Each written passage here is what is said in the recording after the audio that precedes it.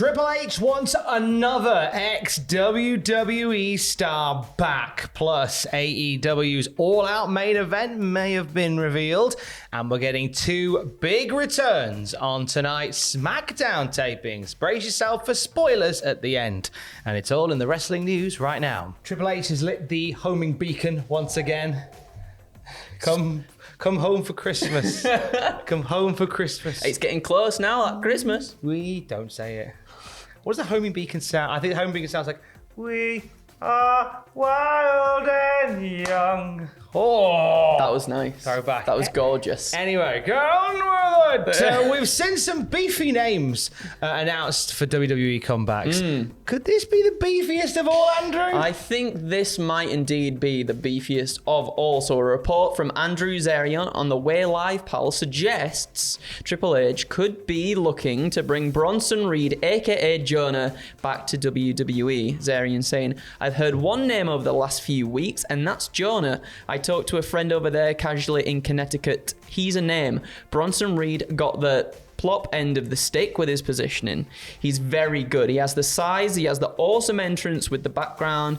I can tell you there are people very interested in him because of his talent and his performance in the G1 Climax. He's a name that people are interested in. And obviously Reed, former NXT North American champion, not for very long though. No. He dropped it and then not long after that he was gone, but he's had positive reviews from his work with New Japan Pro Wrestling, and he had a little short burst as well at Impact Wrestling too, feuding with Josh Alexander and PCO of Honor No More. And oh my goodness gracious me, do I like me some Jonah. Now, where do we put Bronson Reed? Should he make a comeback to WWE? Oh, I think it's got to be on the main roster. I think he was that was kind of the thinking, wasn't it, when he dropped the North American Championship? I think a lot of us thought he's a shoo-in for going into the main roster. Vince McMahon likes those big beefy boys, and then no, he just got released. So I think definitely main roster.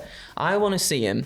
I know he's spoken about before wanting just to get straight in there, go after Roman Reigns. I would like to see him in the mid-card picture as well, because you've got Gunther there as Intercontinental Champion, and those two together would be lovely. I want to see him just do stuff with Kevin Owens though as well. Yeah, now that would be awesome. Kev was my shout actually. Was I was it? going to suggest Kevin Owens on Raw. I love the idea of Bronson Reed coming in and stepping up to Roman, because again, this is something I think he's mentioned in interviews. Like, definitely. Oh, give me Roman Reigns. Like, I love the idea of Roman doing a promo, Bronson returning, sizing him up, and them having a belter that night, and then Bronson not quite winning, but then going into something with a Kevin Owens, like from there.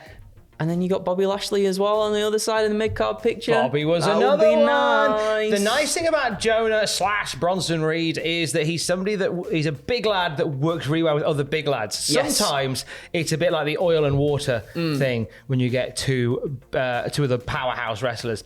Bronson has proved, like his stuff with PCO I really enjoyed in Impact, and some of his, and a lot of his stuff with the smaller guys in NXT. I think that him and guys like Owens and Lashley, without a doubt, he sort of reminds me of Keith Lee in terms of that he can work really well. He can work really well with bigger guys, but also like shows his own when he's with the smaller guys too, because he can pull off all the moonsaults and all the dives and all the crazy stuff. So, I want to see this happen personally. Possible eyes to the side for a return for Bronson Reed, whereas eyes are on AEW All Out this weekend, or next weekend, sorry, it's a week on Sunday. We're getting All Out as part of a really busy weekend of the wrestling, and there were some question marks over how they were going to headline this show. Will it be Punk and Page picking up the slack after last Wednesday? But of course we saw what happened on Wednesday, and that gives a little indicator of where we're going to go. So Dave Meltzer in The Observer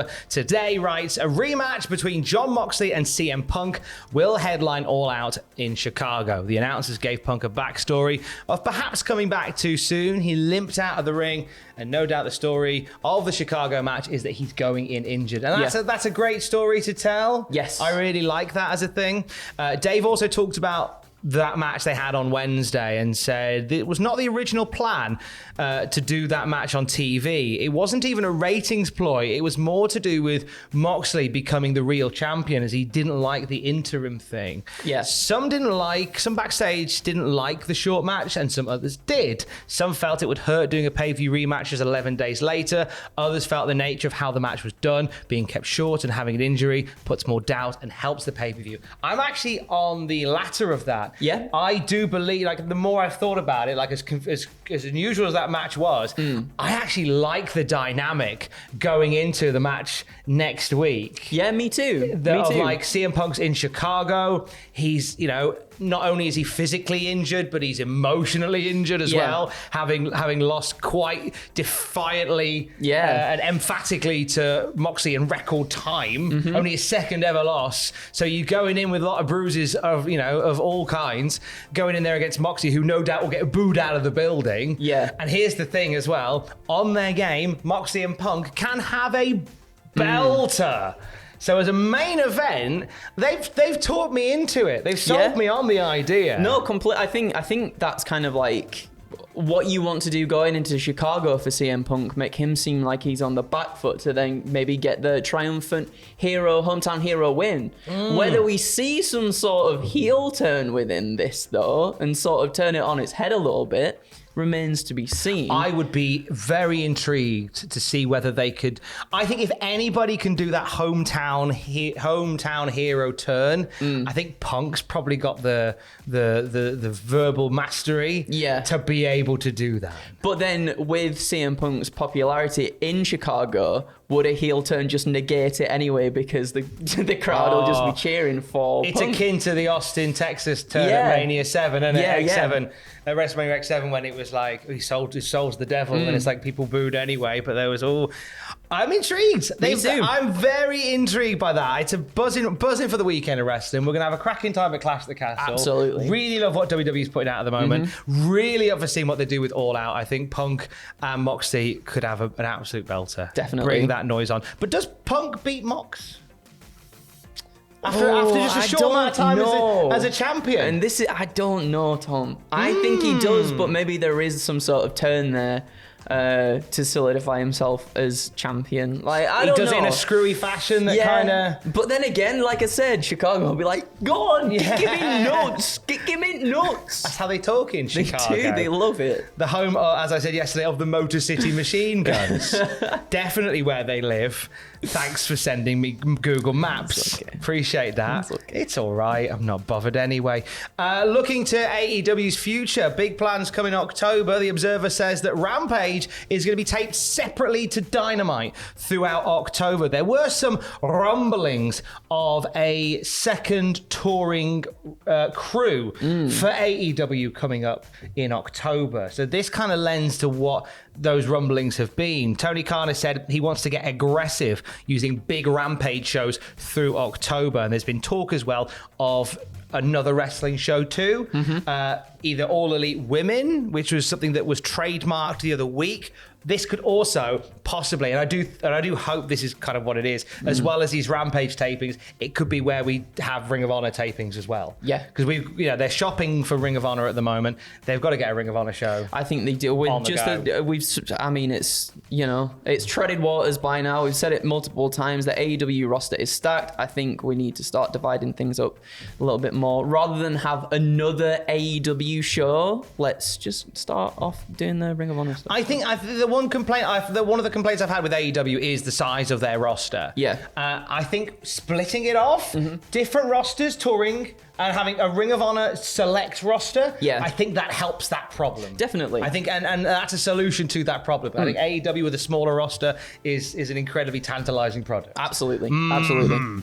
Now we're going to talk. We're going to talk SmackDown tonight. Now, they're doing a bit of taping tonight. It's 2 weeks of SmackDown's being taped. You might not want to know what's coming up on SmackDown tonight. You might not want the spoilers for the next 2 weeks. So we're going to give you a little jumping off point here. Wish you the best of weekends. Thank you for supporting what we do. Whether you agree or disagree, we have a lovely time talking to you. So thank you. I appreciate it. Keys. Love you. Bye. King Kong Bundy, am I right? Oh my goodness, have you seen him? No, because he died a while ago. Well, yeah. But which is why it was a weird one. I did see the episode of Weird Science that he did recently. Oh, I haven't seen that. Oh, I found I'll have to check that out. I was going down a YouTube wormhole and I saw King Kong Bundy do Weird Science. Amazing. That was a great time. Amazing. But it's not King Kong Bundy, sadly. But there are two names making their returns to SmackDown, aren't there, Andrew? Yeah, so Fightful Select have reported, as Tom said there, WWE SmackDown is filming 2 episodes to lead to Clash at the Castle, and a couple of familiar names are indeed expected back. So we've got Xavier Woods is set to return to the ring after missing all of August, and obviously Woods was taken out by the new heel Vicious Viking Raiders in the middle of a feud with the New Day. Eric and Ivar absolutely just trouncing him, and he was off TV for a while. And so yeah, as of now, Woods is planned for the double tapings in Detroit, and then early creative plans have had him slated to appear on Friday's episode of SmackDown 2. But also, former WWE champion JBL will also be slated to be used in some capacity at the tapings too. And JBL's appeared on and off for WWE for years, as we all know, after retiring in 2009. I'm curious as to what JBL could do in the run-up to Clash at the Castle. Just batter Roman with a massive clothesline from home. I can't remember who he did it to. There was like a backstage segment on a Raw once, and it was like a hardcore championship thing, and he just comes charging from behind and full on just pelts someone in back of head. He loved throwing that lariat around. Certainly did. Bradders. And we all love seeing it as well. If you have the audacity, the gall, the temerity to have worked somewhere slightly different to WWE in your time, rightly so, you're getting a pasting from JBL. Don't say John O'Clock to him. He hates that. He loves it. Definitely. He certainly does love it. He loves it. He loves if you shout John O'Clock. Please do if you go along tonight to the show. Have a lovely time if you do as well. We're going proper now. Case. Love you, bye. Nailed it.